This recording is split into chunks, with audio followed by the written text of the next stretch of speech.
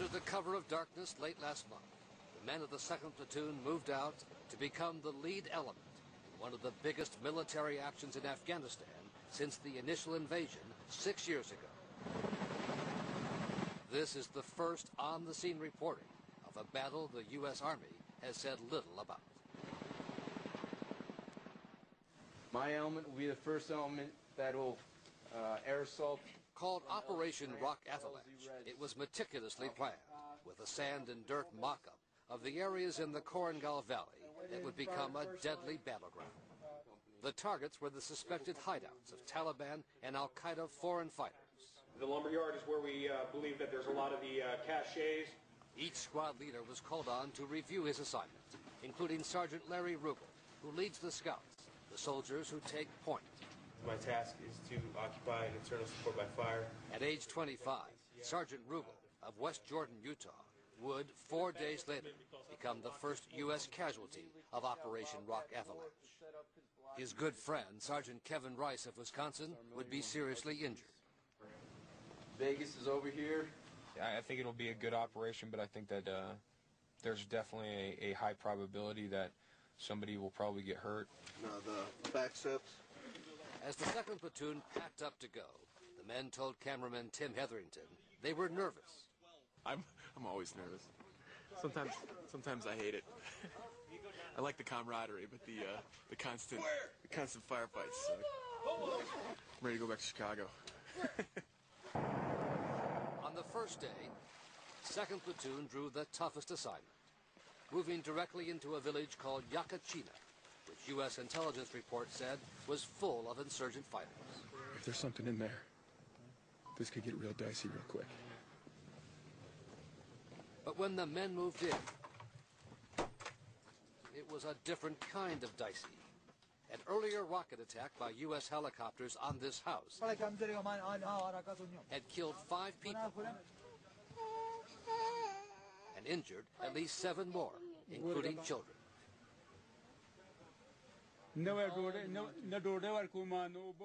village elders are furious and not at all pleased at the attack taken by 2nd Platoon Lieutenant Piosa, who demands to know who is hiding the Taliban fighters and why so many weapons have been discovered in the village. If you tell me where caches are, where they're keeping their weapons, where the bad guys are, we'll go get them right now. You know, I could offer you something that would help your family, whether it's food, money. An elder says there are no Taliban in the village. He said that there is 5 guys already dead. Show me which of them is the Taliban. Captain Kearney tells our cameraman the elders want revenge for the deaths of the villagers killed in the airstrike. The elders basically want jihad down here in the Korengal, and whatever they want, they're here to assist, so we'll see what happens, but it doesn't sound very good for us, huh? It was a sense that we were now going to be hunted, and that was not a great feeling. The jihad begins on a beautiful fall day in the Korengal Valley. Good morning. I'm doing this for you people. You see this? This is great, right? As they eat breakfast, the 2nd Platoon does not know it. The Taliban fighters are setting up an ambush in the hills overlooking the village. Fun begin!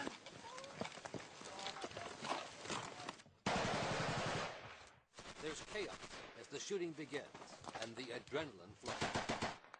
I'm the wrong one to play with. This is what we get paid to do. This is it right here. Then comes word that the scouts have been hit.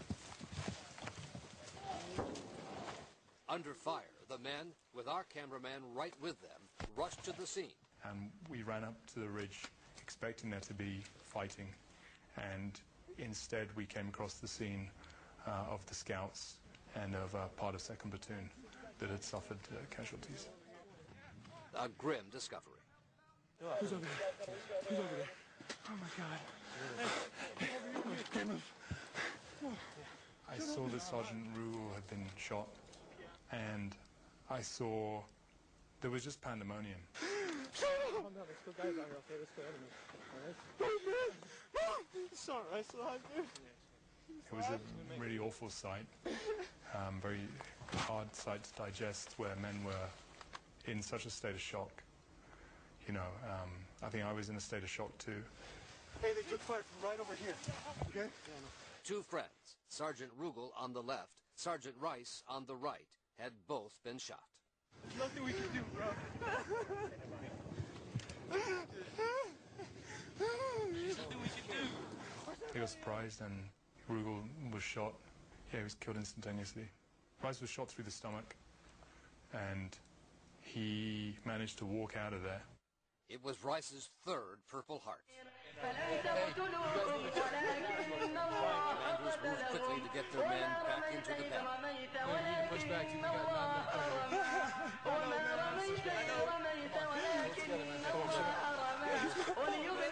not enough Basically, right now, where we are, we were being attacked in at least 270 degrees of contact. Taking contact from the west, south, and the east.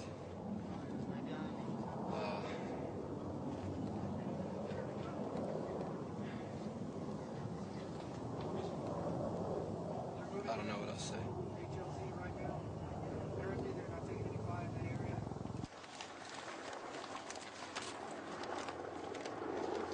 In war, there is no time to grieve. In the Korengal Valley of Afghanistan, getting out is the hard part. Not leaving any men behind, I'm sure not leaving any equipment behind either. There would be another ambush and another. 2251, 2255. If we got 810s, I want gun runs from from east to west coming in, okay? And more death. So the men of the 173rd Airborne Battle Company could reach safety. Sergeant Joshua Brennan of Oregon would be the next to fall. The insurgents came to try and drag his body away whilst he was alive. And a medic nearby Mendoza ran up and tried to save him. Specialist Hugo Mendoza of Arizona, a medic known to his men as Doc, was shot dead as he kept the Taliban from taking Brennan alive. Brennan was taken out by helicopter later, but died of his wounds. The paratroopers of the 173rd Airborne paid a heavy price in Operation Rock Avalanche, which commanders say achieved its goal of disrupting the Taliban and Al-Qaeda cells in the villages here.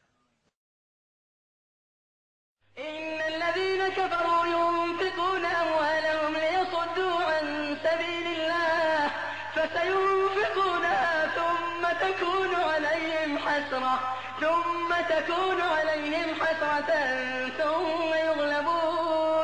ثم يغلبون والذين كفروا إلى جهنم يحشرون ليميز الله الخبيث من الطيب ويجعل الخبيث بعضه على